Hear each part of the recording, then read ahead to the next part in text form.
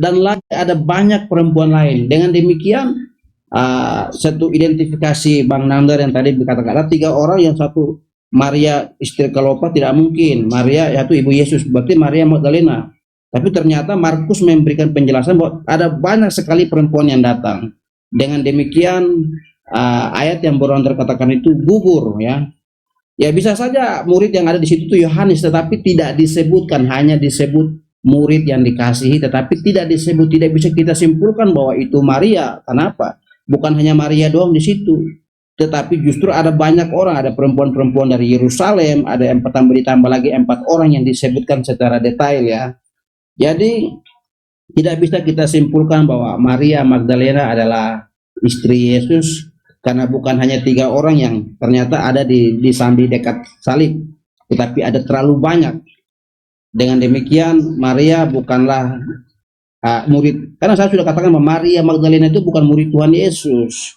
Murid Tuhan Yesus itu ada 12 orang, dan dari 12 orang itu tidak ada satupun nama wanita, apalagi Maria Magdalena, ya. Jadi Yesus tidak mungkin dia tidak punya istri, pacar saja tidak punya, apalagi istri, ya. Jadi itu kesimpulan yang masih tidak ada data secara khusus siapa istri Yesus. Memang Yesus tidak pernah menikah. Itu hanya tuduhan dari Da Vinci Code yang mengatakan bahwa Yesus itu menikah. Da Vinci Code itu hidupnya pada zaman siapa? Dia zaman apa? Sedangkan Yesus hidup di abad 1-2 Yesus hidup. Sedangkan Da Vinci Code hidupnya pada tahun berapa dia hidup? Kalau saya lihat contohnya di dalam hadis, ya, dalam agama Islam, sebuah hadis dikatakan soi. Kenapa? Karena ada perawinya pernah hidup sejaman, atau minimal perawi itu pernah melihat yang lain, para perawi yang lain, maka hadis itu dikatakan soi. Nah, sebuah kitab suci dikatakan benar ketika para penulis itu hidup bersama-sama dengan Yesus. Maria Magdalena ini kan bukanlah murid Tuhan Yesus.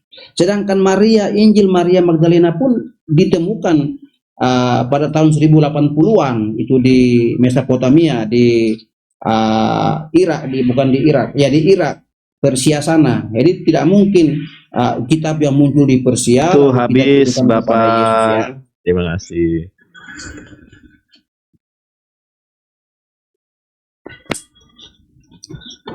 Baik, ya. Bentar, timernya belum muncul. Ya Bang Nandarku, Bang yang ganteng. Ya.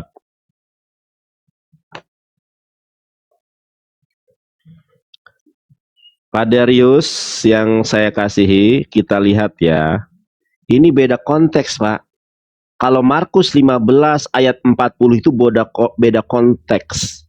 Ada juga beberapa perempuan yang melihat dari jauh.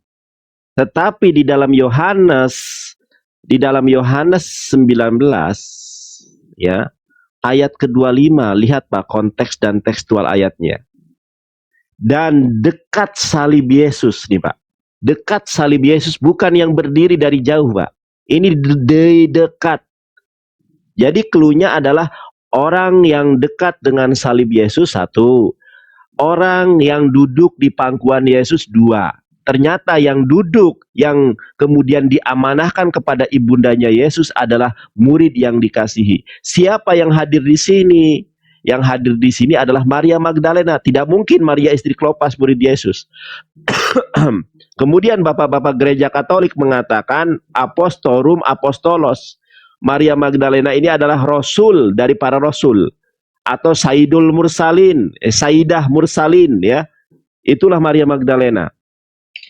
Dan Maria Magdalena ini adalah satu-satunya perempuan. Kalau dia bukan istri Yesus, ngapain dia ada di sini, Pak? Nih. Yohanes 20 ayat ke-11. Yesus menampakkan diri kepada Maria Magdalena. Siapa orang yang pertama kali mendatangi kubur Yesus? Ternyata Maria Magdalena. Kalau Maria Magdalena adalah orang lain, apa urgensinya kalau dia adalah orang yang pertama? Harusnya yang hadir untuk menjenguk kubur Yesus pertama kali adalah murid yang dikasihinya. Kalau dia bukan Maria Magdalena, harusnya Yohanes kan. Ternyata yang pertama kali menjenguk kubur Yesus adalah Maria Magdalena.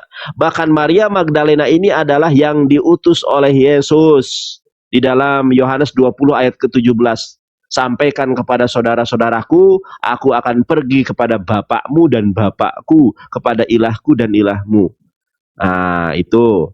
Kemudian Pak Darius Boling, saya tunjukkan data juga ya. Saya tunjukkan data kepada Pak Darius Boling. Ini datanya di arkeologi terkemuka di Israel, Pak. Yesus Kristus menikah nih. Yesus Kristus, nah ini nih. Maria Magdalena lahir di Magdala, dekat Laut Galilea, marriage, menikah dengan with Yesus Kristus. Dari hasil pernikahan Maria Magdalena dengan Yesus, punya anak namanya Joseph, son of Christus. Yang kedua namanya Jesus atau Justus di dalam Kolose 4 ayat 11. Yang ketiga namanya Tamar, daughter of Jesus Kristus. Saya tunjukkan datanya, arkeologinya, kalau Maria Magdalena adalah istri daripada Yesus Kristus. Ada datanya, Pak. Datanya ini adalah penemuan arkeologi yang nggak bisa dikarang, Pak, ini. Penemuan arkeologi paling kontroversial sepanjang masa. Ya, ini Simha Jacobovici dan Charles Pellegrino, ya. The New York bestseller. Judul bukunya The Jesus Family Tomb. Ada Maria Magdalena, ada ketiga anaknya. Kita lihat nih. Nih, Pak. Putra Yesus kedua Maria dan Yudah. Ya, Yudah nih. Putra Yesus. Ini kelihatan ya. Putra Yesus. Ternyata ada arkeologinya, Pak. Saya tunjukkan nih. Inilah ya peti mati dari Justus. Ini adalah peti mati dari Justus yang merupakan anak daripada Yesus. Ini penemuan arkeologi, Pak. Tuh. Ini ilmuwan Israel. Nah, ini makamnya tuh. Makamnya goa yang gelap, Pak. Tuh, ini penemuan Israel tuh. Tulisannya juga tulisan bahasa Ibrani, Pak. Tuh. Ini di museumnya, Pak. Makamnya ada sekarang di Yerusalem, Pak. Tuh. Tuh, tulisan bahasa Ibrani, Pak. Tuh. Ini penemuannya, Pak. Ternyata Yesus itu punya anak, dan anaknya itu Habab, ini ya, kalau keturunan Rasulullah itu namanya Habaib. Ini juga Habaib, tapi Habaib Yesus. Jadi keturunan daripada Yesus. Jadi data terkait pernikahan Yesus dan anak-anak Yesus itu bukan hanya teruji dengan materi, tetapi teruji secara sejarah, Pak. Secara historis. Sujudku, terima kasih. Enak kan diskusinya kalau begini ya. Pak Darius, mudah-mudahan Pak Darius mendapatkan hidayah. Haleluya. Pak Darius, tolong ungkap Pak Darius tentang Yohanes 13 ayat 23, ada murid yang dikasih Yesus yang duduk di pangkuan Yesus. Itu maksudnya bagaimana? Itu juga penasaran saya. Dibuat dulu. Ya. Oke, Bang Nandar. Yang mengunjungi kuburan itu bukan hanya Maria Magdalena saja, ada banyak perempuan yang pergi, perempuan-perempuan. Di mana itu? Di dalam Matius 28, ya, saya baca dulu ya. Setelah hari Sabat lewat, menjelang menyingsir fajar pada hari pertama minggu itu, pergilah Maria Magdalena dan Maria yang lain, ya, menengok kubur itu, maka terjadilah gempa. Jadi bukan hanya Maria doang, Maria Magdalena doang pergi ke kubur, tapi ada Maria yang lain. Kenapa Maria ini begitu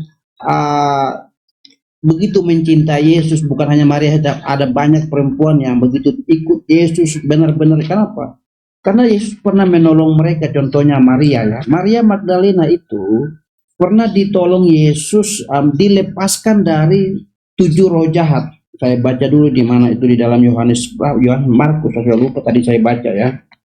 Jadi Maria Magdalena ini pernah dilepaskan dari 7 roh jahat dan disembuhkan dari berbagai penyakit. Otomatis orang yang pernah menyembuhkan Maria, Yesus pernah menyembuhkan Maria dari berbagai macam penyakit, dan juga disembuhkan dari berbagai macam penyakit, otomatis dia begitu all out dalam mengikuti Yesus sebagai bentuk ucapan syukurnya. Jadi bukan karena dia mengikuti Yesus karena dia itu istrinya Yesus, tidak. Memang dia pernah disembuhkan oleh Yesus, dilepaskan dari 7 roh jahat dan juga berbagai macam penyakit. Saya baca dalam Lukas 8 ayat 2 ya. Lukas 8 ayat 2. Dan juga beberapa orang perempuan yang telah disembuhkan dari roh-roh jahat atau berbagai penyakit, yaitu Maria yang disebut Magdalena, yang telah dibebaskan dari 7 roh jahat. Ingat ya, di dalam Lukas 8 ayat 2, Maria ini pernah disembuhkan oleh Yesus dari berbagai macam penyakit, dari roh-roh dan dari 7 roh jahat. Wah, ini jadi dia itu bersyukur, dan inilah yang membuat semacam ada utang budi, ada semacam ada kebaikan Yesus yang sebagai bentuk rasa syukur sekali bahwa dimanapun Yesus pergi dia selalu ada. Bukan sendiri kan, ada murid-muridnya Yesus, ada Maria, ada perempuan-perempuan yang lain. Kecuali Maria Magdalena ini pernah mungkin satu kamar dengan Yesus atau berdua pergi ke Yesus, ya mungkin orang bisa saja menilai. Tetapi ketika dimanapun Maria Magdalena ini ketika mengunjungi kubur pagi-pagi, Maria bersama Maria yang lain, dia tidak sendiri. Ketika Maria ada di Bukit Golgota, dia tidak sendiri, ada beberapa Maria yang lain. Jadi bukan Maria Magdalena ini sendiri-sendiri ikut Yesus. Dia bersama para murid dan juga wanita-wanita yang lain. Ada ibu Yesus, ada Maria Magdalena, ada Maria saudara Lazarus, ada Maria istri Kalopas, ada banyak Maria, karena nama Maria ini nama yang umum pada waktu itu, ya. Sehingga dia ini semacam ada balas budi, ada utang budi kepada Yesus karena pernah melepaskan dia dari 7 roh jahat dan berbagai penyakit, sebagaimana data yang saya sudah berikan Lukas 8 ayat 2. Sehingga wajarlah kalau Maria ini all out dalam mengikuti Yesus sampai bahkan mati, bahkan bangkit.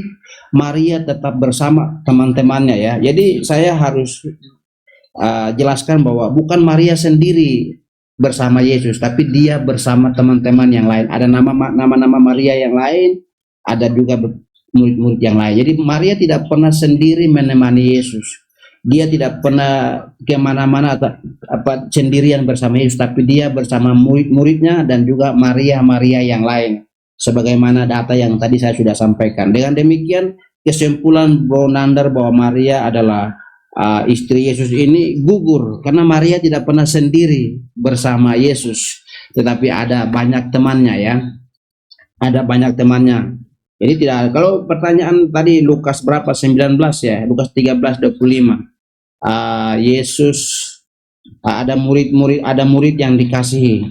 Nah, murid yang dikasihi ini tidak pernah disebutkan ya siapa, tetapi hanya disebut murid ini juga pernah makan bersama Yesus di waktu perjamuan terakhir. Dan waktu perjamuan terakhir itu Yesus hanya membawa murid-muridnya dan juga membawa 3 orang, Petrus, Yohanes, Yakobus, dan juga ada beberapa murid-muridnya, 12 murid waktu perjamuan kudus. Oke. Terima kasih Pak Darius. Lanjut. Sudah tuh. Belum. Enggak, udah kok. Kan Bang Nandar. Gimana? Gimana Pak Darius? Karena Bang Nandar lagi. Iya. Diterima Pak Darius. Nanti gini sebentar ya, nanti besok atau lusa kita diskusi lagi siapa Yesus menurut Yesus. Boleh Pak Darius. Ini waktu saya berjalan Pak Darius. Pak Darius diam dulu. Pak Darius blunder loh. Murid yang tidak dikasih Yesus itu memang tidak dijelaskan. Justru Alkitablah yang menjelaskan, Pak Darius. Ya, Pak Darius, coba lihat nih, salah seorang muridnya duduk bersandar pada dada Yesus. Dialah murid yang sangat dikasihi oleh Yesus. Ini kalau laki-laki Pak, wah ini kurang ajar banget nih. Kalau ada orang laki-laki duduk di pangkuan Yesus kurang ajar banget nih. Ya, nggak sopan itu. Oh itu udah kurang azab itu, kurang adab itu. Wah, ternyata bukan ini Pak. Ya. Nah, duduk di pangkuan Pak. Kan saya tadi sudah bilang Pak. Gini aja deh Pak, anggap saya ini guru lah. Saya coba mengimprovisasikan saya sebagai guru SMA lah. Saya ini guru SMA misalnya ya. Saya ini guru sekolah SMA. Tahu-tahu sendiri kan, anak-anak SMA sekarang itu perempuan-perempuannya bagaimana. Ada seorang perempuan SMA cantik misalnya, bohai, semok, duduk di pangkuan saya Pak. Waduh, saya mah itu sudah tegangan tinggi itu, lep langsung berdiri Pak. Ini kalau perempuan. Kalau laki-laki, saya ini dulu bendahara OSIS Pak waktu SMA. Saya ini wakil ketua PMR Palang Merah Remaja.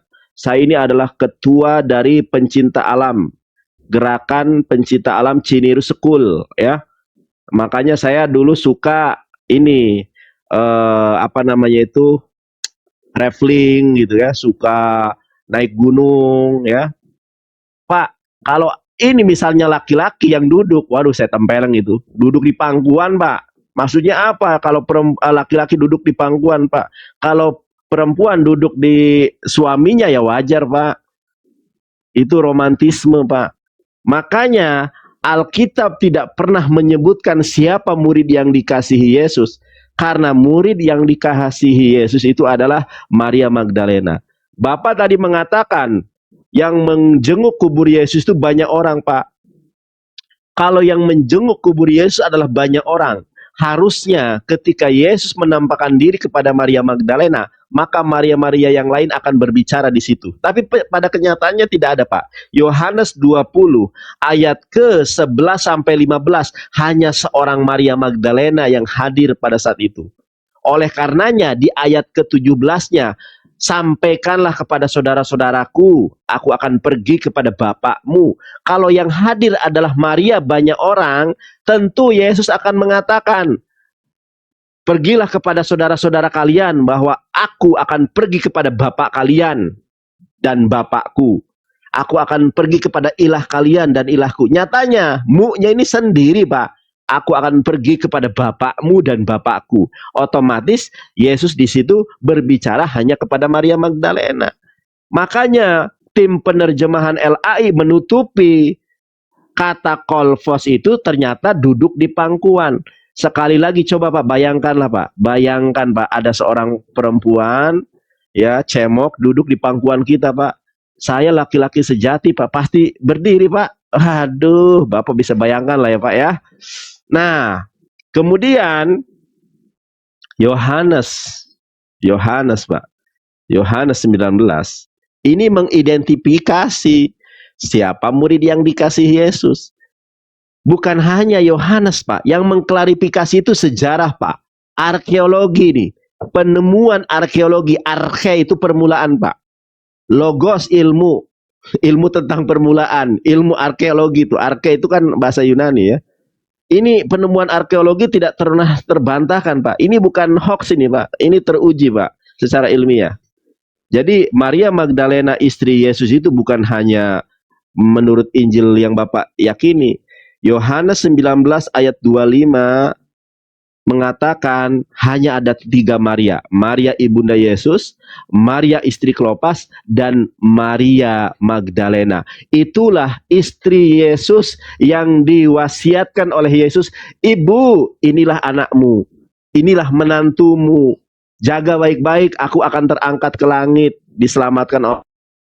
Begitu Pak. Mudah-mudahan Bapak paham ya.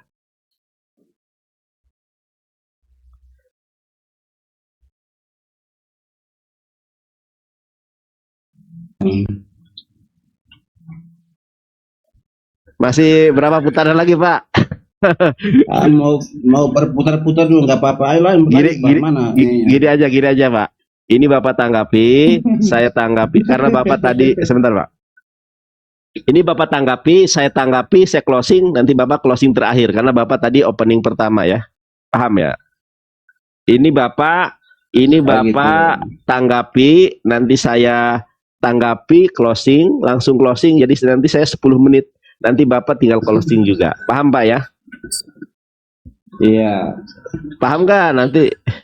Ini Bapak tanggapi, Ya, saya ya. tanggapi plus closing. Atau Bapak mau closing duluan sekarang? Kalau Bapak closing duluan, berarti Ini Bapak kan belum 10 menit tanggapi, nih. gimana mau closing? Maksudnya kalau Bapak mau closing duluan, Bapak tanggapi Saya 5 menit. nanggapi, abang nanggapi, terus saya closing, abang closing, sudah. Oh, siap, oke.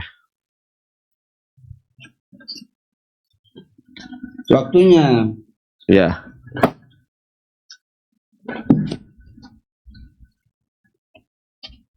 Oke, makasih Bang Nandar. Ya, ya sama-sama. sudah dari kitab Lukas, Markus, Matius menjelaskan bahwa bukan Maria saja yang pergi ke kubur, bukan Maria Magdalena saja yang pergi ke kubur, tapi ada banyak Maria yang pergi ke kubur. Ya, bukan hanya Maria saja. Nah, pertanyaan kenapa Yohanes dia lebih fokuskan kepada Maria Magdalena? Karena pada momen ketika mereka pergi itu, ya mungkin kitab Yohanes ini hanya mungkin mensoroti Maria, kan Maria ini orang yang pernah sebab ada Yesus pernah berjasa ke dia, ya tentu saja dia merasa menangis, merasa kehilangan karena Yesus ini orang yang pernah berjasa dengan dia karena menyembuhkan dia dari berbagai macam penyakit, melepaskan dia dari 7 roh jahat loh, bukan 1 roh tapi 7 roh jahat. Ya tentu saja Maria ini merasa kehilangan sosok yang pernah menyelamatkan dia dari belenggu ikatan roh jahat. Sehingga dia tentu saja dia menangis, ya dia menangis sehingga mungkin kita penulis Yohanes ini dia lebih fokus kepada Maria Magdalena.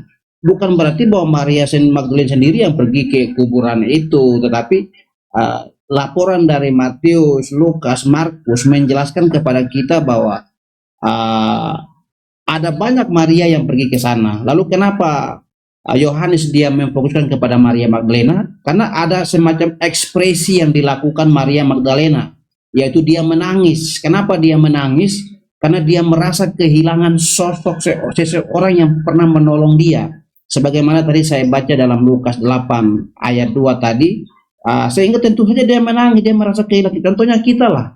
Ada orang yang pernah berjasa dengan kita, ada orang yang pernah menolong kita, terus kita mendengar kabar dia itu mati, tentu kita juga merasa kehilangan meskipun dia bukan darah daging kita, dia bukan adik kita, saudara kita, atau istri atau suami, tetapi orang itu pernah berjasa, tentu kita akan merasa kehilangan. Dan itu juga yang dialami, dirasakan oleh Maria Magdalena, sehingga wajar saja dia menangis. Dan inilah yang membuat Yohanes ini dia fokuskan kepada Maria Magdalena, untuk kali ada semacam sebuah drama lah ya. Yohanes Maria Magdalena lagi menangis, terus tiba-tiba Yesus datangi. Kalau kita melihat di dalam kitab yang lain, Injil sinoptik, ya Maria, ada banyak Maria, jadi tidak bisa disimpulkan bahwa karena Maria menangis lalu dia adalah istri Yesus. Saya kira enggak. Tetapi kalau justru akan lebih tidak beradab dalam tradisi Yahudi kalau seorang perempuan yang duduk di paha Yesus, ya duduk di paha Yesus, saya kira tidak beradab. Kalau laki-laki yang menyandar Yesus, saya kira wajar lah, karena namanya murid yang dikasih, orang yang kita kasihi, tentu saja dia merasa kehilangan. Karena Maria bukanlah, saya berkali-kali saya tekankan, Maria bukanlah murid Yesus. Maria itu bukan murid Yesus. Semua murid Yesus itu laki-laki. Kalau tadi Bro Nander katakan dalam sumber Katolik bahwa Maria adalah rasul dari segala rasul. Tidak ada rasul dari segala rasul, Bro Nander. Rasul ya rasul, tidak ada rasul di atas segala rasul, tidak ada itu. Nah itu sumber dari Katolik ini saya belum lihat. Ini sumber asli apa sumber karangan orang ya? Saya belum lihat itu. Karena tidak ada rasul di atas segala rasul. Rasul ya rasul. Justru ketua dari para rasul adalah Petrus. Petrus itulah ketua dari para rasul, dan Yudas adalah bendahara para rasul. Ya. Tapi kalau Maria disebut rasul dari segala rasul, itu enggak ada di dalam Alkitab, tidak ada rasul dari segala rasul. Mau di dalam Alkitab Katolik kah, mau Alkitab Protestan kah, tidak ada rasul di atas segala rasul, tidak ada. Rasul tetap rasul.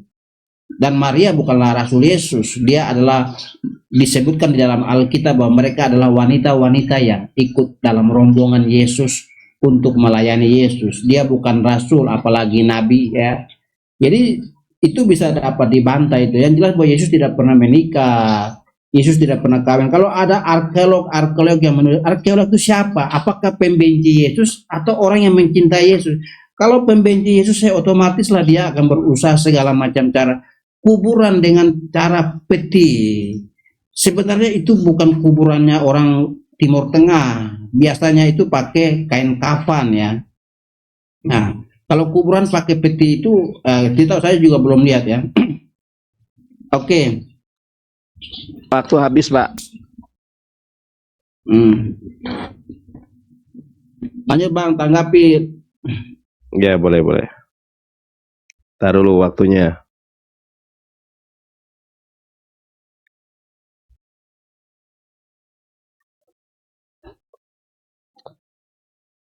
Baik, jujur saya merasa heran, Pak. Kalau ada seorang perempuan duduk di pangkuan seorang laki-laki, itu sesuatu yang wajar dari mana, Pak? Kalau istrinya memang wajar, makanya saya tadi dari awal, Maria Magdalena ini adalah istri daripada Yesus Kristus. Makanya dia duduk di pangkuan Yesus. Kalau dia bukan istri Yesus, waduh, bisa dirajam Yesus, Pak. Karena Yesus adalah seorang rabi. Tapi kalau dia laki-laki, mohon maaf nanti kalau ke Bennett ya teman-teman, aku tunjukkan nih teman-teman. Nah, Yohanes 13 ayat 23 ini dijadikan dasar pembenaran bagi kaum ini nih. Mudah-mudahan nggak ke Bennett ya. Nih, Amerika terbitkan Alkitab, saya nggak sebutkan ya. Ternyata dijadikan legitimasi pembenaran hubungan seksualitas antara sesama jenis dengan dalil Yohanes 13:23, Pak. Jadi ayat ini maju kena mundur kena. Kalau diakui untuk Maria Magdalena, harus mengakui bahwa Maria Magdalena adalah istri Yesus. Kenapa? Laki-laki yang mana, Pak, yang tidak berdiri? Ada perempuan yang duduk di pangkuan, Pak. Kalau saya lelaki sejati pasti berdiri, Pak. Aku berdiri dan teruslah menangis, walau ku telah ku petik bintang. Lihat Pak di sini, Pak. Makanya terjemahan sendiri itu berbeda-beda versinya.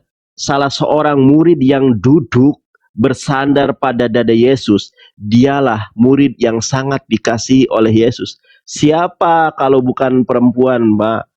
Nah, mengenai Maria Magdalena adalah murid Yesus, itu dari bapak-bapak gereja Katolik. Kalau bapak kan Protestan, makanya bapak tidak mengakui. Nah, ternyata kalau kita lihat bersandar di sini, Pak, itu bukan bersandar, itu di pangkuan, Pak. Ini loh, ini dari LA ini, Alkitab Sabda, Yayasan YSL apa? Yayasan YLSA. Ini tertulis di Kemenkumham nih, Pak. Ini jelas nih datanya, bukan abal-abal. Nah, bersandar itu apa, Pak? Sebentar. Bersandar. Dua, nih, Pak. Ini, Pak, lihat, Pak. Ini kode leksikonnya, Pak. Kolpos, dada, pangkuan tuh, maskulin ini. Yesus duduk di dadanya siapa? Duduk di dadanya seorang Yesus, yaitu maskulin. Pangkuan, Pak. Mana mungkin seorang perempuan duduk di pangkuan kita kalau kita nggak berdiri, Pak. Ini saya berbicara tentang realita ya, bukan berbicara tentang ngeres, Pak ya. Saya yakin Bapak juga mengalami hal yang sama, Pak. Kalau laki-laki, jangankan seorang laki-laki duduk di paha saya, Pak. Saya dijawil-jawil gini aja, kalau laki-laki saya marah, Pak. Ada laki-laki yang, Panjelis ganteng, ini nyolek-nyolek saya tampar itu. Ya bos rek, jangkrik lapo kon jawil-jawil aku. Kalau kita dijawil oleh perempuan, Bang Nandar ganteng, senang, ganteng rek. Tapi kalau laki-laki, Bang Nandar ganteng, jangkrik on, lah pokon jawil-jawil aku. Wah, gitu. Cicing siap. Cicing lo ngena itu ulah teh cicing kokon sia teh. Nah, kalau orang Sunda kan. Jadi ini sesuatu yang lumrah dan sesuatu yang wajar kalau Maria Magdalena ini memang teridentifikasi. Konsekuensinya hanya dua.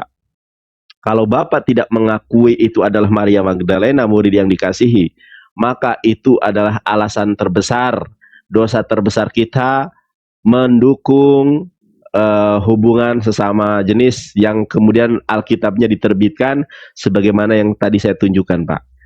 Jadi maju kena, mundur kena. Dan data ini bukan karena pihak kebencian, Pak. Ini data ini kalau memang ini datanya di Amerika, Pak.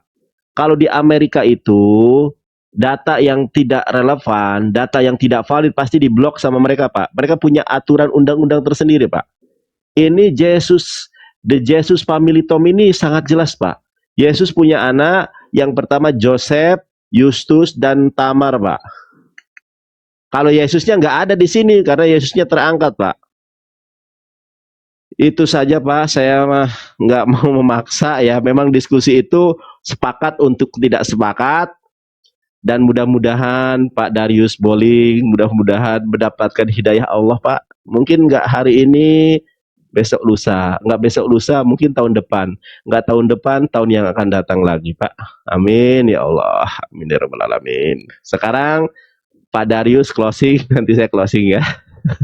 Silakan Pak Darius.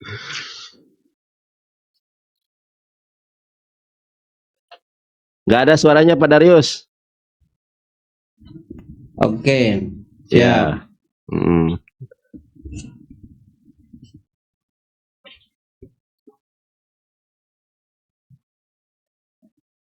Oke, makasih Bro Nandar atas diskusi malam hari ini. Buat teman-teman, kami tetap tidak mengakui bahwa Maria Magdalena adalah istri Yesus, dan dia juga bukan murid yang dikasihi Yesus ya.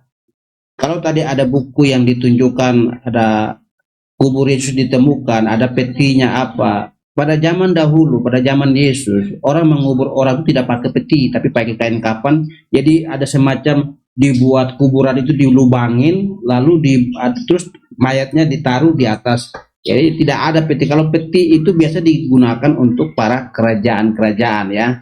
Lalu mayatnya diawetkan, mumi ya, diawetkan. Ya, tidak ada. Kalau Yesus ada petinya, peti ada tulang rusuk, ada tulang-tulang, setidaknya ada fosil yang ada di dalam peti Yesus. Seharusnya ada minimal rambut ya. Rambut itu kan tidak bisa gugur. Minimal ada rambut di dalam peti Yesus.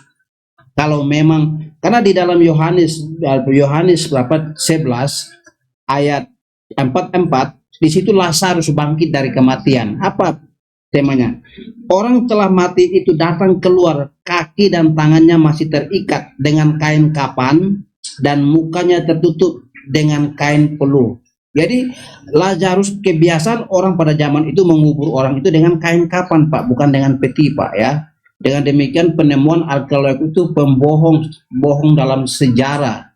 Karena itu mereka hanya bisa buktikan bahwa Yesus itu punya anak, kemudian tidak bisa buktikan Yesus punya anak, punya cucu siapa, istri siapa, nggak pernah mereka bisa tunjukkan. Yesus punya anak, lalu menantu Yesus, cucu Yesus, cicit Yesus, itu tentu ada generasi keturunan sampai sekarang siapa ya?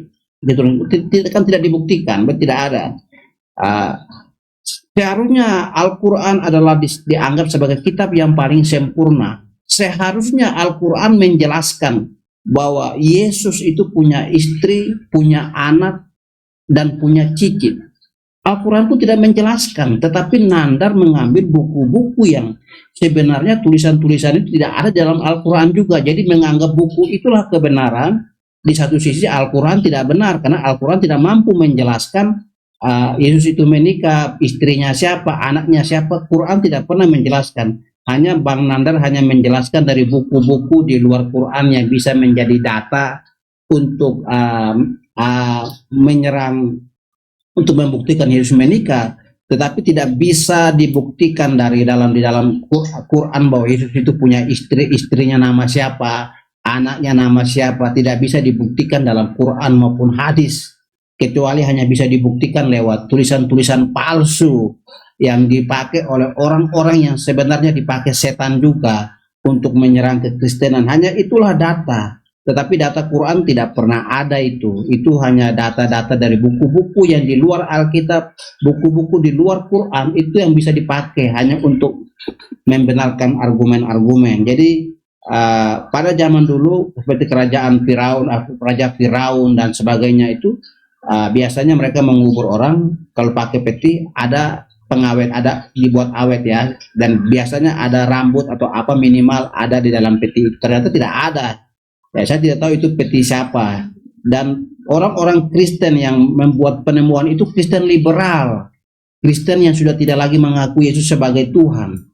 Mereka yang benar-benar menyerang kekristenan, salah satu dari David Sinclair. Ada banyak ahli yang sebenarnya sudah tidak lagi percaya Yesus sebagai Tuhan. Mereka membuat penelitian untuk menyerang kekristenan dan itu menjadi modal teman-teman Muslim untuk menyerang kekristenan. Padahal tulisan-tulisan itu tidak pernah diungkapkan oleh Quran sendiri. Kalau memang Quran itu kitab yang paling sempurna, seharusnya dia mengungkapkan Yesus itu menikah, Yesus itu punya istri, punya anak.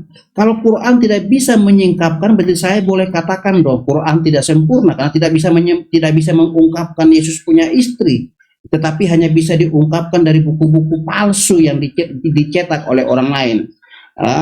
Jadi kalau semakin Nandar gunakan buku-buku itu, semakin Nandar melawan kitab Nandar sendiri yang tidak bisa membuktikan Yesus punya istri siapa, anak siapa, tetapi hanya dari buku-buku yang sebenarnya tidak kredibel sebenarnya.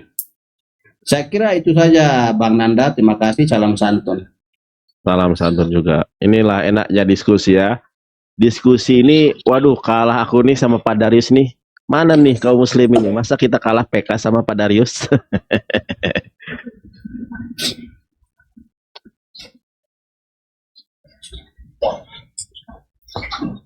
Oke. Al-Quran itu bukan kitab biografi dan Al-Quran itu bukan kitab sejarah. Tetapi ketika Al-Quran berbicara tentang sejarah pasti benar. Ketika Al-Quran berbicara tentang sains pasti benar. Kalau misalnya Bapak menuntut Al-Quran harus menyebutkan silsilah Yesus, nanti juga pasti ada yang menuntut silsilah Adam, silsilah Ibrahim, Yakub. Akhirnya Al-Quran bukan lagi petunjuk. Jangankan itu Pak, sekarang aja Al-Quran kaum muslimin berapa ayat yang dibaca dari Al-Quran setiap harinya. Apalagi kalau ada silsilah, apa urgensinya Pak? Nah, di dalam Islam itu baik Yesus menikah ataupun tidak ada masalah bagi kami. Cuma menjadi masalah buat teman-teman Kristen. Ketika Yesus menikah nggak boleh. Kalau Tuhan jadi manusia boleh, tapi kalau Yesus menikah nggak boleh. Kalau Yesus makan boleh, Yesus berbuat hal yang lain boleh, tetapi ketika Yesus menikah kenapa nggak boleh? Nah, ini yang menjadi sebuah permasalahan. Tapi apapun itu, saya aturkan terima kasih kepada Bapak Darius Boling yang sudah menyampaikan sanggahan-sanggahannya. Kedepannya saya ingin mendapatkan jawaban dari Pak Darius Boling terkait laki-laki atau perempuan yang duduk di pangkuan Yesus. Nah, ini jadi masalah. Kalau dia laki-laki, waduh, dasar Yahudi yang mana? Ilmu adab, ilmu etika, ilmu akhlak dari agama mana yang boleh seorang murid duduk di paha, duduk di pangkuan seorang gurunya, Pak?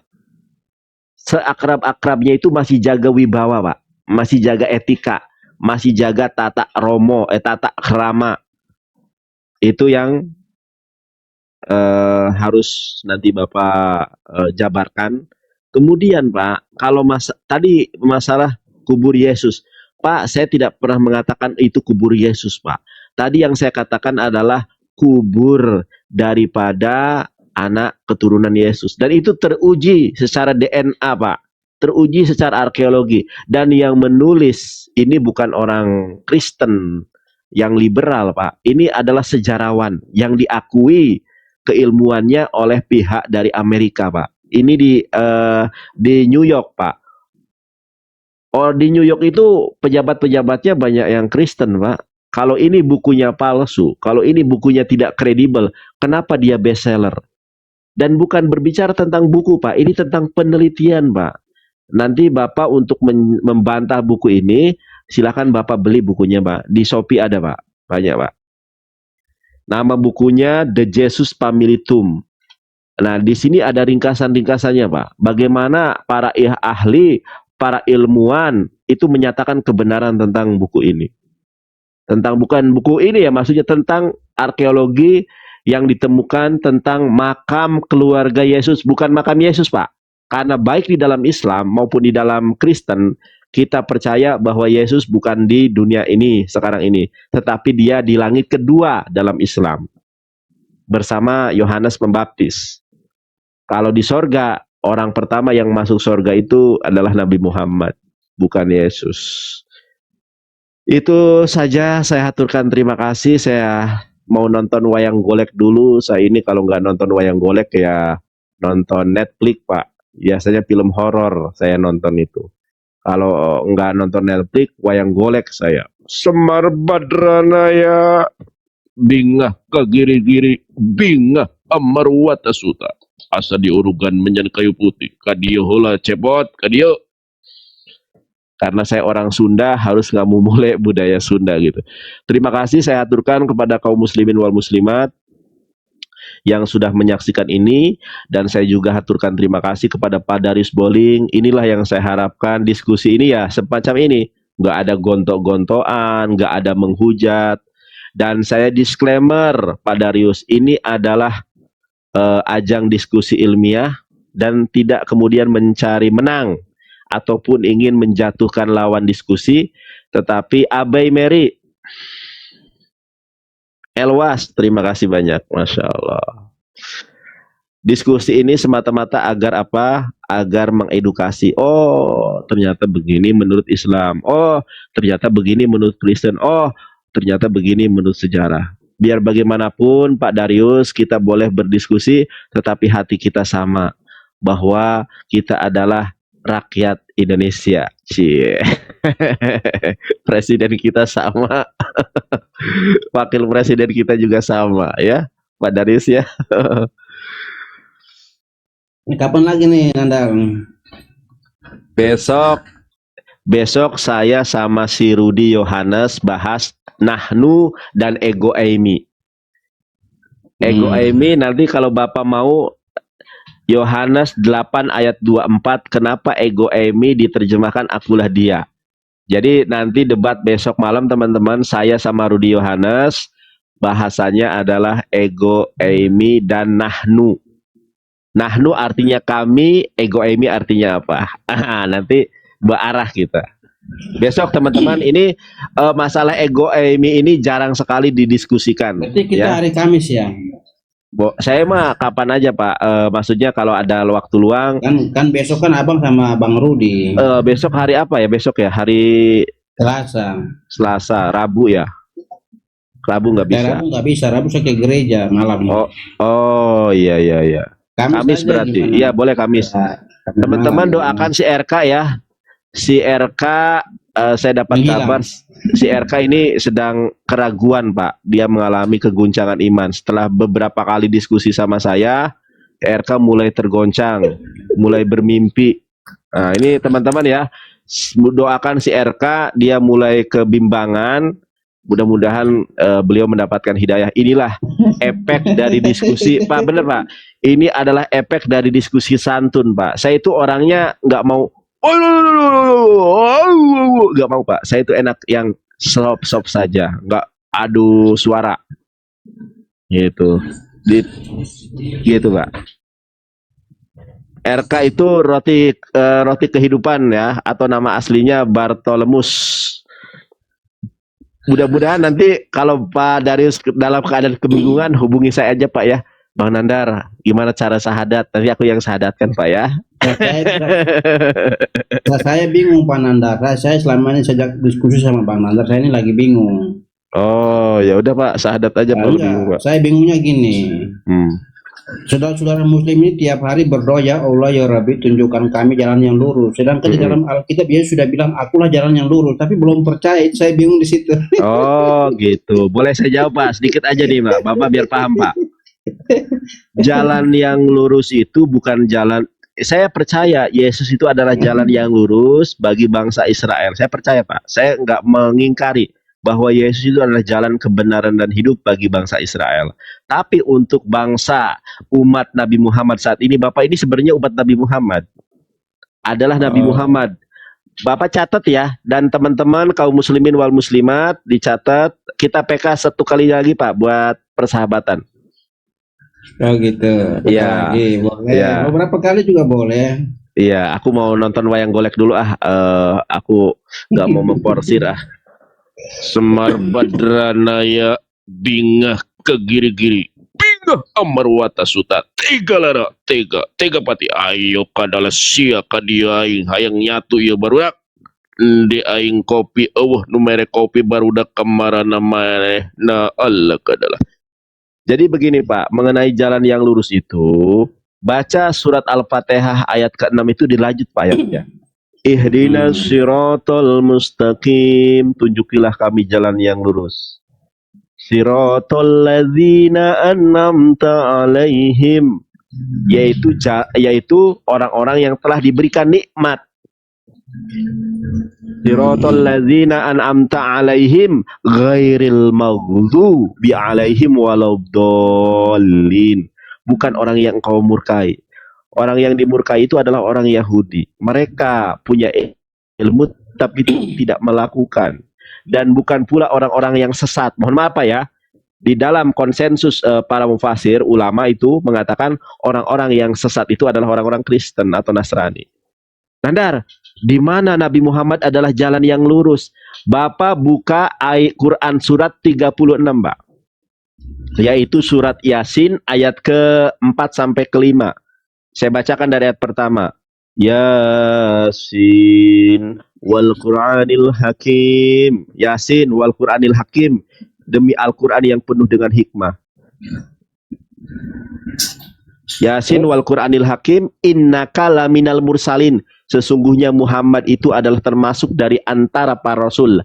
Ala siratim mustaqim, yang berada pada jalan yang lurus. Ternyata jalan yang lurus itu Nabi Muhammad, bukan Yesus Pak. Bahkan Nabi Muhammad Shallallahu Alaihi Wasallam bersabda, "Man sami'abi min umatin Yahudiyun au Nasraniun falam tu'min bi daholanar." Siapa di kalangan umat ini, baik Yahudi maupun Kristen, Pak. Ingat baik-baik Pak ya. Kata Rasulullah Shallallahu Alaihi Wasallam, siapa di kalangan umat ini, baik dia itu Yahudi maupun Kristen, umat Kristen nih, mendengar tentang aku, yaitu Nabi Muhammad, dan mereka tidak beriman kepadaku, maka balasannya apa Pak? Daholanar, masuk ke dalam neraka jahanam. Makanya saya setiap kali melihat Pak Darius ini, selalu saya selipkan doa, Allahu yahdik ya Pak Pendeta Darius. Mudah-mudahan Allah memberikan Anda hidayah dan petunjuk Islam. Al-Islamu ya'lu wa la yu'la alaih. Inna dina indallahil Islam.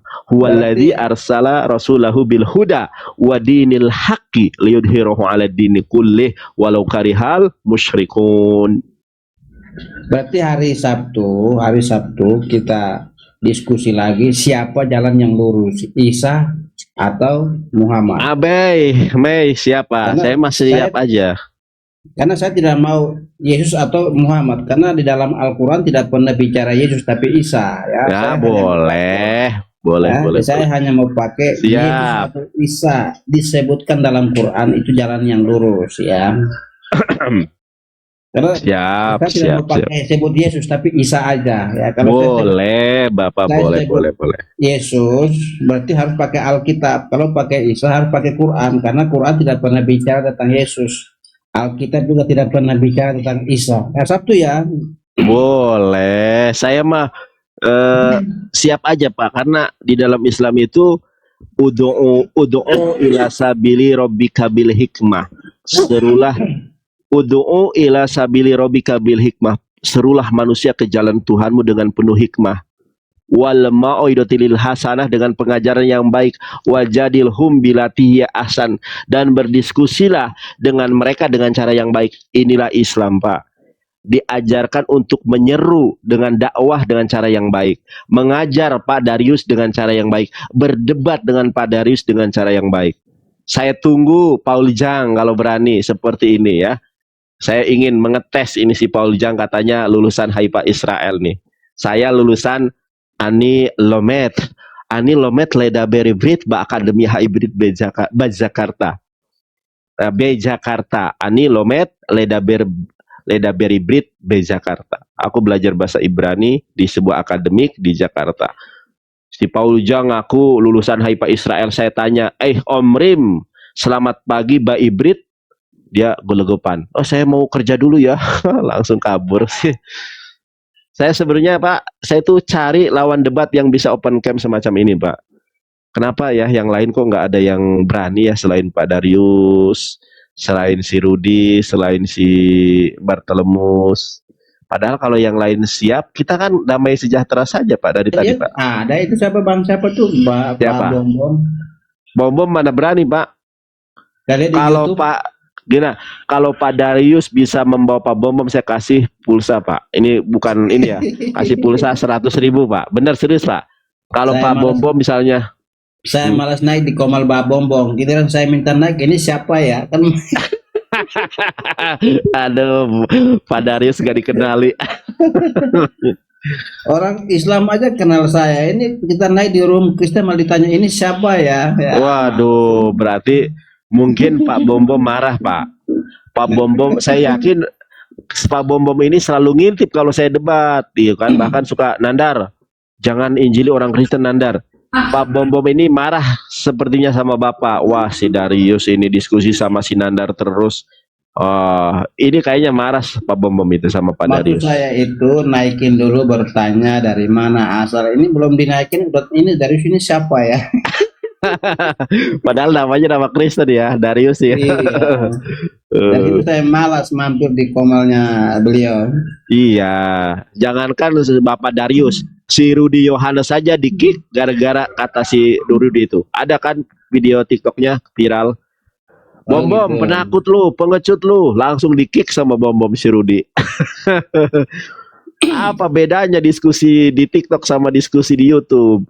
Nah, kalau diskusi semacam ini kan enak, Pak. Bapak tadi ngomong 5 menit, saya 5 menit, iya kan? Enak. Sekali lagi Pak ya. Setelah ini saya mau nonton wayang golek juga. Kenapa saya suka wayang golek Pak? Karena kalau wayang golek itu ada ceramahnya juga. Semar dia ceramah, Cepot dia ceramah. Jadi tentang kehidupan, tentang jangan sombong, tentang harus ingat sholat, tentang harus apa. Jadi saya itu daripada ini. Atau biasanya saya nonton ini. Kang alumni, atuh kumaha Kang alumni, hatur nuhun iya Kang alumni, iya. Saya heran dengan Kang alumni ini ya. Tiap malam dia itu uangnya nggak habis-habis, heran deh Kang alumni. Aduh, orang kaya ini ya. Kapan saya jadi orang kaya ya? Pak, doa enggak didoakan. Teman-teman doakan aku ya jadi orang kaya biar kayak Kang alumni nih bisa jadi spender. Saya orang ya. Nggak kayak harta. Saya kalau kaya ingin mempergunakan kekayaan itu untuk diri saya sendiri Pak. Dan kepentingan umat Pak. Ya kalau itu omongnya saya belum kaya. Kalau sudah kaya kan beda lagi ceritanya Bang Nanda. Kan saya tadi mintanya apa Pak? Minta doa Pak. Iya. Tapi kata gini, ada quotes bagus Pak. Kita boleh posting di media sosial tentang apapun silahkan. Tapi 3 hal yang nggak boleh. Yang pertama adalah apa? Yang pertama adalah ibadahmu. Kita mau posting apa namanya itu? Posting apapun di medsos itu silahkan. Yang pertama jangan posting ibadahmu. Yang kedua jangan posting masalah pribadimu. Yang ketiga jangan posting apa ya? Jangan posting ibadahmu, jangan posting kebaikanmu, dan jangan posting ke masalahmu. Hah? Iya. Ya, jangan posting ibadahmu, jangan posting masalahmu, dan jangan posting kesalahan orang, kejelekan orang. Nah, itu Pak. Jadi kalau kita saya setuju poin pertama. Kita sering posting ibadah, tapi tidak pernah posting dosa kita. Nah, iya. Ya jangan. Kalau orang lain ya ini gini. Kalau berbagi itu di posting itu kayaknya gimana ya? Kalau aku mau niru gitu ya, kok berat itu berat Pak. Kayaknya waduh nanti ria gitu. Tapi masing-masing orang kan godaannya masing-masing ya. Kalau saya Cuma nggak ini ya. saya juga belajar apa tadi Bang Nander ngomong quotes itu, saya juga sedang belajar, maksudnya berusaha untuk tidak memamerkan ibadah Nah, memamerkan ibadah. dan Tapi tidak boleh saya menceritakan kejelekan orang lain. ini saya punya ini Pak, punya jadi ada orang punya amalan nih. Bapak mau nggak mengamalkan amalan ini? Mudah-mudahan amalan ini membuat Bapak mendapat hidayah. Paling tidak Bapak sehat selalu lah ya. Jadi Amal apa itu? ini saya kasih nih, serius ini. Pak, Bapak tahu nggak dulu waktu saya itu tuh dulu saya pernah jadi waiter, pernah jadi pelayan toko, Pak ya. Kalau ada yang ngasih kita uang 5.000 atau gitu senangnya minta ampun. Nah, ada orang nih punya amalan. Amalannya itu kalau setiap ngisi bensin, Pak. Bapak tahu kan ngisi bensin? Kalau di pom bensin. Nah, orang ini misalnya beli bensin 100.000, dia bilangnya kalau dia beli bensin tuh begini, uangnya ini 100.000 nih Bang, isi bensin berapa Pak? Isi bensin Pertamax 80.000, 80.000 uangnya berapa Pak? 100 kan? Kembalian berapa Pak? Kalau uangnya 100, isi bensin 80.000, uangnya kembalian seberapa? 20. Nah pas dia kembalian buat emasnya aja, wah Pak itu bener, itu keterima banget Pak. Apalagi orang yang ngekos gitu ya. Itu 20. fiksi apa fakta? Fakta ini fakta Pak, seneng Pak, fakta ini. Oh. Fakta itu. Dan saya berusaha untuk mengamalkan Pak. Mungkin kalau orang ini 20.000, saya 10.000 gitu. Itu kalau ngisi bensin Pak. Nah Bapak juga bukan hanya bensin, mungkin Bapak ada emak-emak kan banyak tuh, ada jualan apa gitu, balon, jualan kerupuk kayak gitu. Jadi cara kita untuk tidak menghinakan orang yang diberi Pak, jangan ini Bu uangnya buat ibu, jangan Pak. Jadi kita beli nih barangnya, misalnya orang ibu-ibu nih, nenek-nenek jualan balon, Bu saya beli balonnya ya, berapaan? Ini 10.000, uangnya 100.000 Pak. Pas dikembaliin udah buat ibu aja gitu. Gitu Pak. Mantap itu. Itu biasa itu. Iya. Saya aja kalau makan di warteg di mana kalau ada pengamen, ada pengemis, saya ajak dia makan biasa aja. Iya, maksudnya harus punya amalan kebaikan Pak. Maksudnya iya itu, kalau amalan kebaikan Bapak semacam itu ya istiqomah di situ. Amin. Moga Bang Nandar makin kaya, makin sukses, makin nambah istri lagi. Oh ya. Wah, Pak Darius ini. Oke, Pak Darius. Kan sunnah. Mantap. Pak Darius ini di mana aslinya? Katanya di Bandung, di NTT apa di Bandung? Di Bekasi, tapi saya biasa main ke Bandung. Nggak jelas nih Pak Darius, katanya kemarin di Bandung. Saya Kemarin lagi di NTT. Tempat wisata itu apa yang baru kita masuk keluar dari tol Koya atau tol Koyo tol dari Jakarta, kita keluar tol itu ambil kanan. Terus kita ambil kanan ke arah puncak itu yang banyak kebun teh itu loh. Oh, itu namanya. Aduh, lupa aku namanya apa ya. Lembang Pak. Bukan Lembang. Bukan Lembang, bukan. Lembang. Ada udah lupa tempat namanya, bukan Lembang, harus namanya. Apa terus? Lembang itu masuk ke daerah TNI, tempat pelatihan TNI. Bukan Pak, Lembang itu tempat wisata Pak. Saya pernah ke Lembang itu. Dia banyak perkebunan teh gitu. Oh, banyak perkebunan luas sekali. Di situ ada tempat sejarah. Ciwidey Pak, Ciwidey Penggalengan bukan? Penggalengan. Bener nih, ada siapa nih, bener nih. Siapa nih tadi Iya, nih? Kebaca di Penggalengan. Terus saya pernah Ardes Salipa Adisti. ke Iya, Dago GWD. Hill, Dago Hill, ke Dago Dagohel, Hill, Pak. Bukan Dago Hill. Hill, Dagohel. Nah, terus ke apa Jalan Asia Afrika. Oh, naik mobil, Pak. Pengalengan, Pengalengan, betul Pengalengan. Naik mobil apa naik ini? Naik Naik bus, mobil, mobil naik pribadi. mobil. Ya, Wah, Pak, udah di Pak Darius. atas terus kan ada Terus, tempat-tempat kaca gitu kan kita di atas foto. aku nggak pernah, Pak. Oh, nggak pernah ke situ. Nggak Aduh. pernah aku. Kang Saya alumni, udah terima kasih Kang alumni. pernah ke Wonosobo, ke arah Dieng, Wonosobo, puncak Dieng, Wonosobo. Wah, gimana Pak? Dieng itu bagus nggak Pak? Oh, Kalau bagus sekali. kalau bawa Wonosobo. mobil bisa Pak? Jalannya Pak? Bagus nggak jalannya? Bisa, jalannya kayak macam ke arah puncak gitu, puncak Bogor jalannya. Aduh. Dua mobil bisa, tapi puncak Bogor itu bisa ya dua mobil bisa pas-pasan. Oh. Naik tol ya? Ke Dieng itu Wonogiri, ke kalau naik Ungaran, tol turunnya ke di mana Pak? Solo. Turunnya Semarang. Kalau naik tol, Kang Kita alumni, terima kasih Kang alumni. kita tol nanti kita dari apa ke area apa Brebes ke Brebes arah Pak, ini, bukan Berebes. Brebes. Brebes.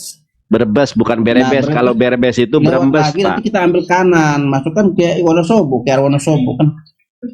Dieng. Wonosobo kan sebelum Semarang, Bang. Oh, oh iya. Itu bisa naik Wonosobo mobil sebelum ya? Semarang. Jalannya begini nggak Pak? Jalannya begini nggak? Lurus? Iya, muter-muter kan ke puncak, Bang Nandar, ke puncak. Dia lebih sedikit agak ini daripada ke Kelok-kelok. arah puncak Bogor dari Jakarta ke puncak Bogor, jalannya nggak terlalu liku-liku, biasa aja. Oh, Kalau ke Wonosobo ke Diang itu jalannya ya agak lumayan liku-liku. Baru agak terjal. Kalau kita lihat ke bawah itu agak terjal. Penginapan berapa di sana Pak? 350 sudah dapat lumayan ya. Dieng Banjarnegara itu Banjarnegara itu kan dia sudah perbatasan antara Dieng sama Banjarnegara itu perbatasan. 350 Tapi nggak itu sudah disasarin dapat, Pak. 350 sudah dapat besar, udah dapat lumayan penginapannya udah oke lah. Saya waktu kemarin ke Kuningan kan, itu disasarin naik Google Map. Naik Google Map, pakai Google Map disasarin ke tempat yang curam gitu. Kan kadang kalau pakai Google Mapnya bilang, saya tidak tahu katanya. Nggak, Google Map suka nyasarin Pak, bener Pak. Saya pernah tuh disasari ke tempat buntu. Waduh, Google Map ini tega banget ya. Saya pernah Grab juga kan, Grab motor di Jakarta. Malah kiri kanan masuk di kamar mandi orang lagi mandi, buset. Iya ya, saya pernah tuh Pak. Saya pernah naik Grab car apa Gokar gitu ya. Jadi dia nggak tahu jalan, pakai Google Map itu sampai muter-muter Pak. Padahal saya tahu jalan yang ininya. Saya pengen tahu aja nih Google Map kemana. Jalannya jauh Pak, bener Pak. Nah, kadang kita antar kadang sewa juga nggak mau sebut, lihat map aja lah gitu kan. Ada orang yang baik ya dia tunjukin. Kalau ada orang yang malas ya udah Mas lihat sesuai dengan map aja dah. Kan map ini kan kadang nggak tepat Bang. Itu persoalannya di situ. Kalau map ini kan kadang nggak tepat Bang. Ya namanya juga teknologi ya. Teknologi itu kan ya buatan manusia, kadang ada yang Tapi error. saya lebih banyak Jakarta itu saya hafal semua itu kan dari mahasiswa. Saya dulu Grab itu saya sering jemput mahasiswa di kampus-kampus. Kampus UI Depok, UI Salemba, ada juga Pak Gunadarma, Trisakti. Jadi mahasiswa itu kebanyakan yang naik cewek juga. Jadi kan saya bilang, saya pura-pura bilang saya tidak tahu jalan di sini, tolong arahin ya. Jakarta. Jakarta itu kan kalau sudah salah mutar, itu sudah panjang mutarnya itu. Benar jauh ya muternya ya, benar. Kalau ke arah Cibubur Bekasi sini kita bisa putar di tengah jalan. Tapi kalau di Jakarta masuk ke arah Sudirman ke arah sana tuh, wah itu sudah salah muter, itu Senayan sana sudah salah muter, ya udah lu buang jauh sudah. Oh iya iya iya. Tahu sih saya belum. Tapi kalau di Jakarta kan ada ini, ada ganjil genap, Pak. Iya ganjil genap, cuma kadang-kadang kita kan bisa lewati, kan tidak semua jalur kena ganjil genap waktu Oh itu saya gitu. masih Grab itu. Enggak, sekarang teman-teman coba infonya. Jakarta ini masih ganjil genap Jakarta ya, ada di daerah ganjil mana genap, aja? tapi ada batasan jam tertentu, Bang, batasan jamnya. Oh, batasnya Iya, jam berapa, Pak Darius biasanya dulu? jam-jam kerja dan pulang kerja. Oh, jadi kalau pagi kalau siang enggak gitu. Ya nggak ada sore jam kerja, pokoknya jam kerja dan jam pulang kerja. Oh, iya iya iya. Cuma kalau zaman dulu, itulah Indonesia ya, zaman dulu masuk ke daerah 3 in 1 itu harus 3 orang baru bisa masuk apa lewat jalur 3 in 1. Artinya satu mobil itu harus dalamnya 3 orang. Jadi kadang-kadang ada orang yang pakai bisnis, kan ada orang-orang tertentu yang apa seperti calo gitu ya. Mereka duduk di pinggir di jalan, nanti ada mobil yang lewat gitu, mobil ini mungkin hanya satu orang, mereka ambil 2 orang itu, nanti dibayar orang itu, jadi itu semacam rental. bisnisnya gitu. Iya iya, tapi sekarang udah nggak berlaku kan yang itu. Kalau Kayaknya sudah penumpang. nggak ada kayaknya, tapi dulu jalur 3 in 1 itu kayak macam bisnis, jadi kalau saya bawa mobil sendiri, Joki ya. joki gitu ya, itu kayak bayar gitu. Oh, sore jam 16 sampai jam 21 nih ganjil genap. Oh iya iya. Iya itu ya, di Jakarta ini apa aja bisa jadi uang lah, yang penting kita jangan malu, Bang. Benar. Itu yang Aku pernah Pak Darius, aku pernah kelaparan, sumpah Pak Darius, di Jakarta. Dulu aku kan kerja di restoran dulu ya. Waktu kapan itu ya? Pokoknya aku waktu gagal CPNS aku dulu. Nggak boleh jadi gagal ya. Gagal CPNS. Jadi aku dulu kan nge-Grab nih.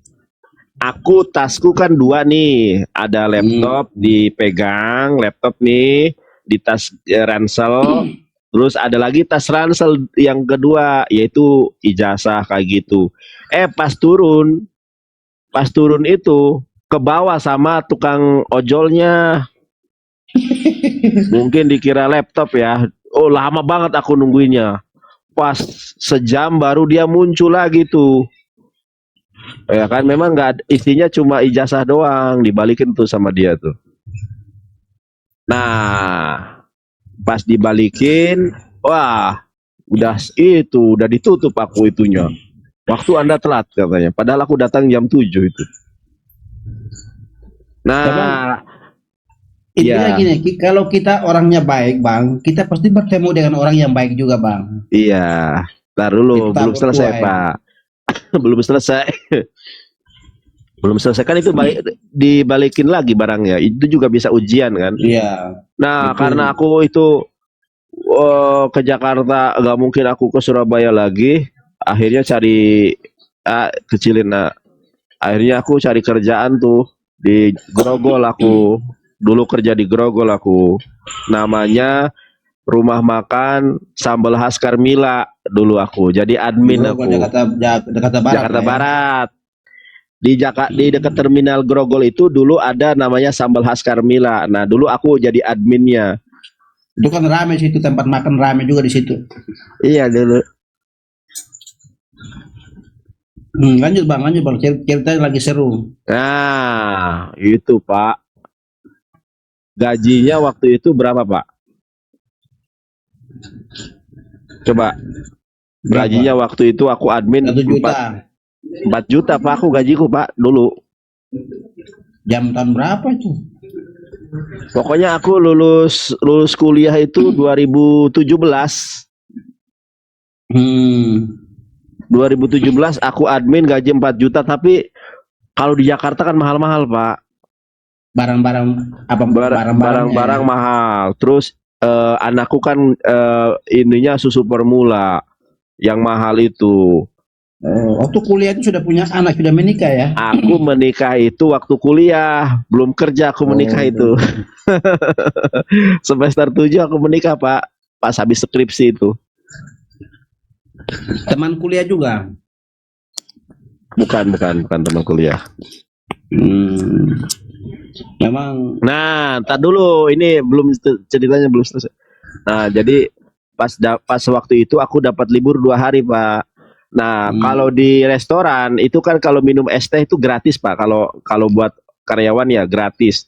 Jadi kalau kita minum teh anget, teh manis bebas, Pak. Mau berapa gelas pun bebas, Pak. Nah, kalau waktu libur aku udah nggak ada uang itu, Pak. Udah nggak ada uang, terus nggak mungkin kan aku ke restoran buat minum doang kan. Aku udah nggak ada uang, 2 hari libur, aku nggak makan, aku cuma minum air putih doang, Pak, itu, Pak. Serius, Pak, bener, Pak. Karena kehabisan uang, Pak. Wah, rasanya, Pak, bener, Pak. Minum air putih doang tanpa makan itu rasanya gila, Pak, lemes. Wah, nggak bisa tidur, Pak.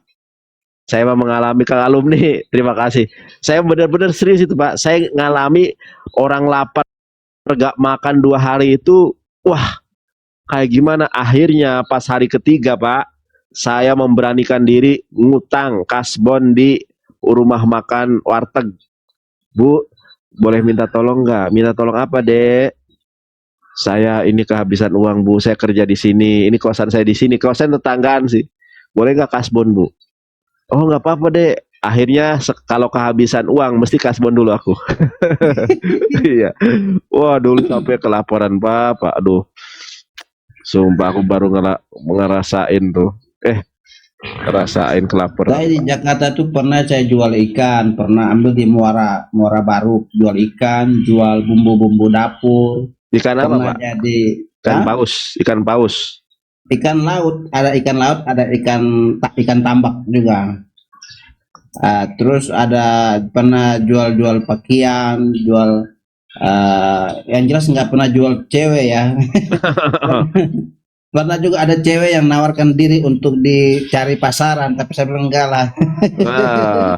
Karena dia bilang, boleh nggak Bang, ada cari orang, saya mau pinjam rahim aku, siapa yang tidak punya anak, rahim aku dijadikan, tapi bisnis gitulah ya.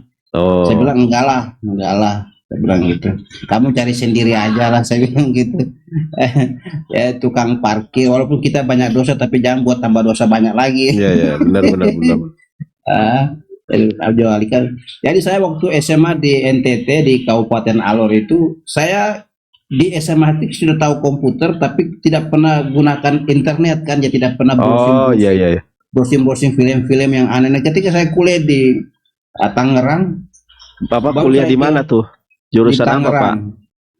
Kampus teologi ya di Tangerang sana. Oh, kampus teologi ya. Jadi ada teman saya pergi ke warnet, kok kakak tingkat saya yang ada situ yang sudah alumni. Tapi ada banyak orang situ, kok mereka buka internet. Bukan kakak tingkat saya, tapi orang-orang yang hadir di warnet situ lah, yang operator kan kakak tingkat saya. Tapi mereka yang biasa main-main di situ kan orang-orang anak-anak di anak-anak sekolah, anak kuliah yang kerja tugas. Kok mereka pada buka-buka film-film gitu? Saya kan baru lihat juga, maksudnya juga, iya. Miyabi, Pak, bukan Miyabi bukan. Itu awal mula ketika saya di Jakarta melewati sebuah perjalanan panjang lah ya. Nah, filmnya apa, Pak? Film Miyabi bukan? Enggak, itu film Eropa. Bukan Eropa. Saya kakak itu SMP SMA tuh saya orangnya kayak macam apa, mau bilang on atau apa, saya nggak pernah gitu-gituan, nggak pernah nonton. Khalifah Maria Khalifah, Pak, bukan? Waktu saya ini kan sibuk, waktu saya itu saya ketua OSIS, ketua kelas, terus ketua OSIS mantap. Pramuka itu kan dia di bawah Gudep ya, jadi kan ketika pramuka camping saya harus ikut. Di gereja juga saya termasuk anak muda yang teladan gitu. Jadi pendeta ada apa-apa dia selalu suruh saya. Jadi saya waktu saya itu pacar saya memang banyak waktu SMA, tapi tidak pernah saya jalan dengan mereka. Setiap kelas itu ada pacar saya. Bahkan satu kelas pun ada pacar saya 2. Satu kelas loh pacar saya 2. Tapi orang nggak tahu. Karena saya ketua OSIS kan. Saya bilang sama.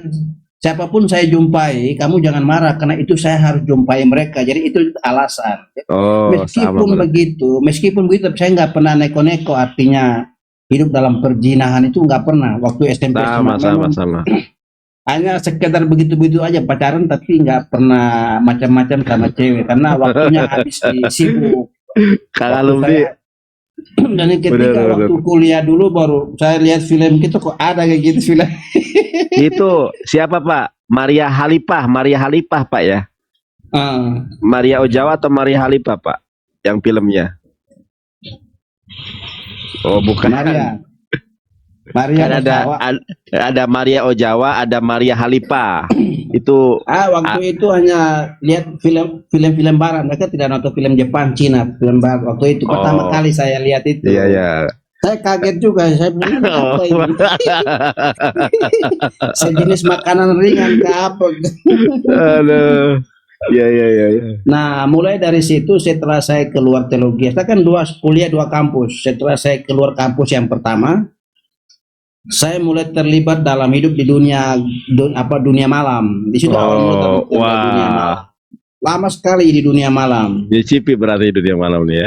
Nah, kalau di dunia malam ini kan yang datang ini kan bukan hanya gadis aja, ada Janda. juga istri orang yang kesepian, ada juga janda, ada gadis. Dalam dunia malam kan tidak perlu kita status semua apa, yang penting suka Iya iya. dan tidak suka di dunia malam, di bar, di Iya apa, iya benar benar benar. maupun di room. Tapi cukup di situ aja, tidak pernah kita ke hotel atau apa, enggak. Saya cuma hanya hanya senang-senang aja di dunia, sudah pulang-pulang, nggak pernah ke mana-mana gitu, enggak. Karena nggak mau kayak gitu-gituan kan, Benar hidup di benar kota benar. besar kan kita juga hati-hati ya. Kita Benar juga benar. tidak boleh nakal, tapi harus ada batasnya kan Iya begitu. betul Pak. Betul betul Nah, betul. di situ Kita perjalanan panjang satu hari ini awal mula perubahan saya. Nah, saya punya pacar orang Betawi. Betawi Pacar, Pak, bukan pacar. Betawi. Betawi. Orang Betawi. Jakarta lah. Orang betul. Nah, ketika kami pergi ini awal mula saya berubah itu bagaimana itu perjalanan hidup lah. Ketika kami ada acara orang Flores, saya pergi dengan pacar saya ini. Wah, Nah, terus. pacar saya pergi pulang, kami ke kos ke kos kan sudah Weh, wah, bahaya nih. biasa lah. Nah, Wah, saya gak senakal itu loh, Pak. ke kos saya ya sudah izin. Namanya laki-laki dan perempuan kalau sudah dikoskan malam-malam kan sudah tahu sendiri lah. Ah, bukan ya istri, ngapain bukan ya? Wik-wik lah, Pak. Nah, Waduh, Bapak ini. setelah itu tiba-tiba ada di hati saya begini, di dalam hati saya. Tuhan, kalau begini kapan saya bertobat ya? Oh, iya iya iya iya. Nah, setelah saya ngomong kapan saya bertobat kalau begini, tiba-tiba ada semacam saya sakit. Begitu saya sakit Terus. selama berapa bulan sakit itu. Oh, Nah, jadi saya mulai sakit perjalanan sakit. Akhirnya saya berhenti tuh. Saya sekarang rokok pun saya nggak pernah isap, rokok, kopi, teh, alkohol tidak pernah, judi tidak pernah. Padahal dulu alhamdulillah. tuh saya suka main judi. Main Kalau cewek. SMP SMA itu saya tidak pernah main cewek, tapi judi ya, judi, Wah, alkohol, rokok. Tapi cewek nggak pernah saya sentuh waktu SMA, itu benar-benar murni ya, murni. tulen ya. Eh, Kalau saya, berantakannya waktu merantau baru berantakan. oh iya, itu Ah, terkontaminasi Pak dengan lingkungan. Kalau karena tadi saya itu Pak, pergaulan yang tadi itu Bang, iya lihat benar film benar porno benar. itu. Oh Bapak lihat film porno ya? Ya itu wajar masa lalu Pak, masa-masa muda Pak ya. Kalau Iya. saya Pak, alhamdulillah Pak ya, saya belum pernah meneguk minuman keras sampai sekarang, alhamdulillah. Kalau judi saya belum pernah, minuman keras pun saya belum pernah Pak. Saya nggak tahu itu rasanya mabok itu kayak gimana, belum pernah. Bahkan mabok perjalanan pun saya belum pernah. Mabok belum pernah. Minuman itu rasanya kayak gimana saya nggak tahu. Minuman judi, apalagi ya. Minuman judi, pokoknya dunia malam. Kang alumni, saya nggak tahu nih minuman keras itu rasanya apa ya, apalagi narkotika ya. Minuman keras saja saya nggak tahu rasanya kayak gimana sih. Makanya dulu saya itu dibilang apa ya, dibilang kuper ya, karena dulu itu ngerokok saja waktu SMA saya nggak pernah. Sekarang saja saya ngerokok, paling kalau saya ngerokok itu habis makan pete, Pak. Habis makan pete, habis makan jengkol, baru saya ngerokok. Itu. Kalau masalah pacaran dulu, saya juga abuse of power. Kayak kata ini, abus Kang alumni nih. Saya dulu itu sama, Pak. Saya ketua, namanya ketua pencinta alam, Pak. Bendahara OSIS, ketua PMR, ketua apa namanya itu? Remas. Remas itu remaja masjid, Pak. Jadi saya ya gitu. Dulu kan suka ada apa namanya itu ya? Apa sih Pak namanya itu, Pak? Penggojlokan itu loh, Pak. Dari senior ke junior, Pak. Apa itu? Apa ya namanya ya?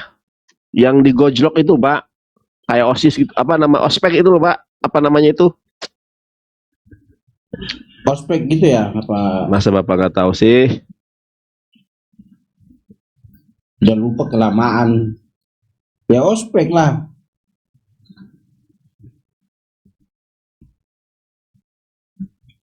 Ya, Bro Nander gak kelihatan.